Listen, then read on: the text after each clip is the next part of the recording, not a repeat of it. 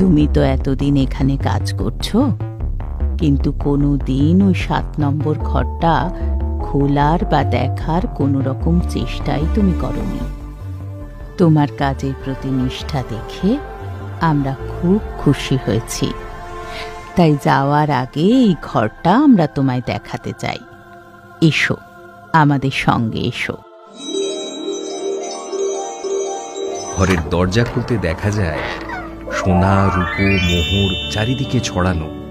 এরপর সোনা রূপো নিয়ে ওখান থেকে কনক বিদায় নিল।